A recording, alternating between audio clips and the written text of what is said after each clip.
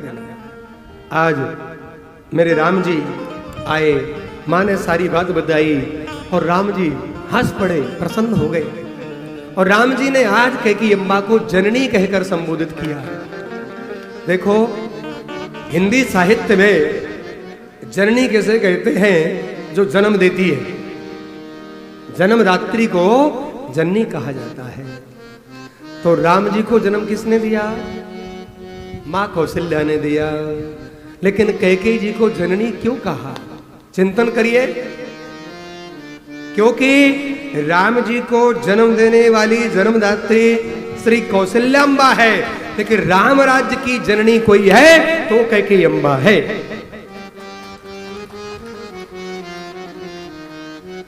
कैकेयी अम्बा ने जो त्याग किया है, जो बलिदान किया है, यदि कैकेयी अम्बा ना होती तो राम जी की कथा विवाह से आगे नहीं बढ़ती।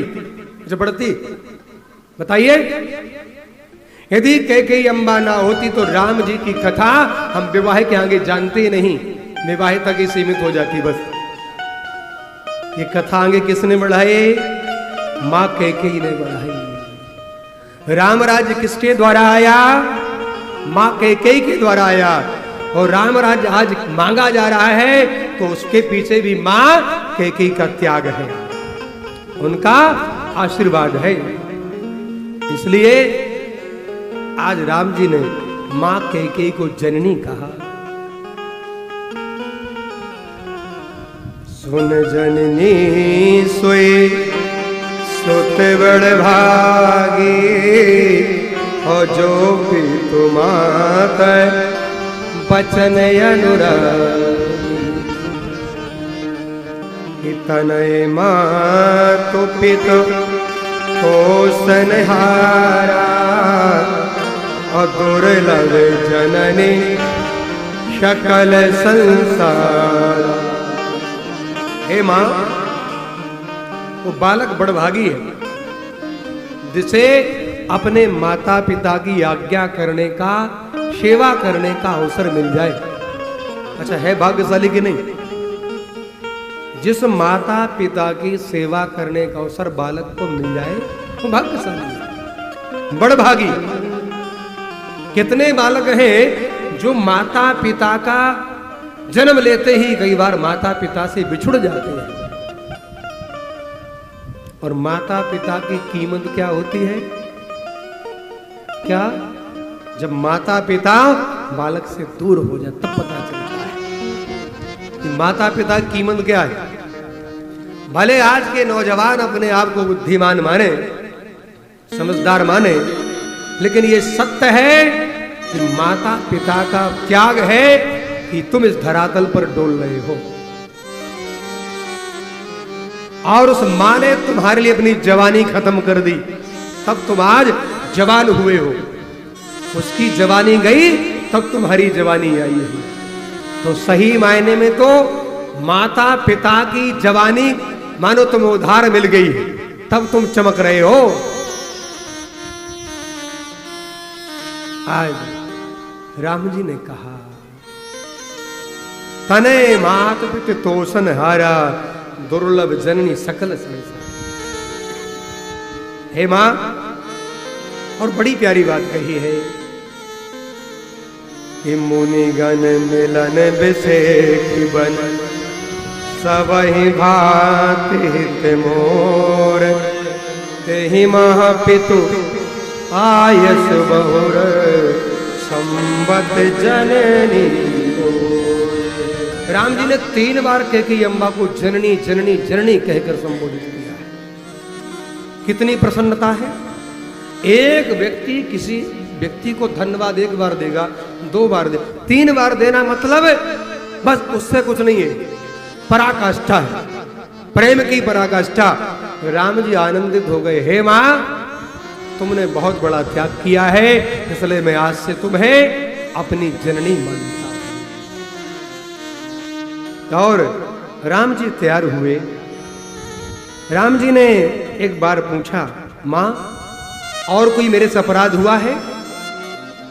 तब कहा कि अम्बा ने, हे राघव, तुम अपराध जोग नहीं ताता।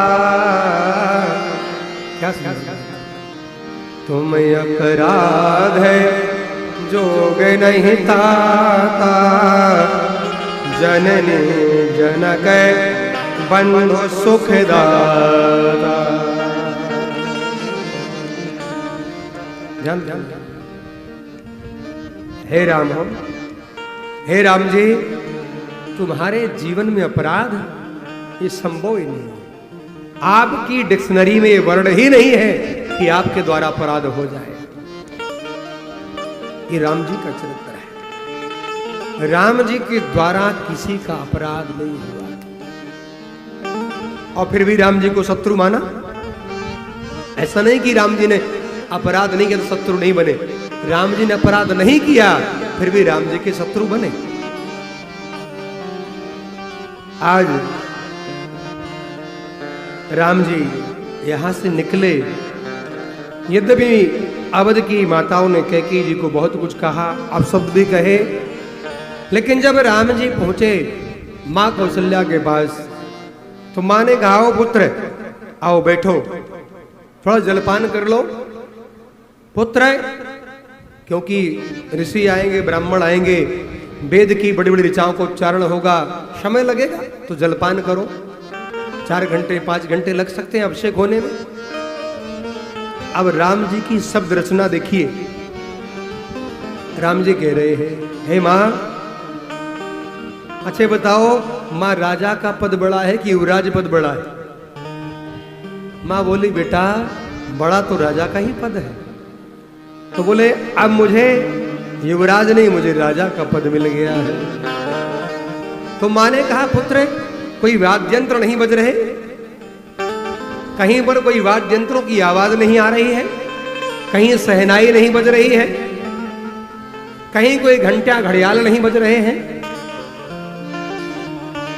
राम जी बोले, मां ने कहा, मंगल वाद्य यंत्र क्यों नहीं बज रहे? राम जी बोले, मां बज रहे हैं। बोले, कहां? बोले, जहां का मुझे राजा बनाया गया है। भाई वहीं तो बजेंगे जहां का मैं राजा बनूंगा। मां बोली, कहां के राजा बन गए आप? तब राम जी ने कहा, पिता दीन मोहि कानन राजो, अजह सब भाते मोर बड़का। मुझे पिताजी ने वनांचल प्रदेश का राजा बना दिया है। अवध का राज्य छोटा है और वनांचल प्रदेश का राज्य असीमित है। मुझे वहां का शासक बना दिया है। मां ने सुना तो मां क्या कहती है, हे पुत्र, मां कह रही है, जो केवल पितु आय सुखाता, हो तो जन जाओ जान बड़ी मां। पुराण का एक बहुत सुंदर वाक्य है। ये चौपाई में वाक्य परो दिया गोस्वामी जी ने।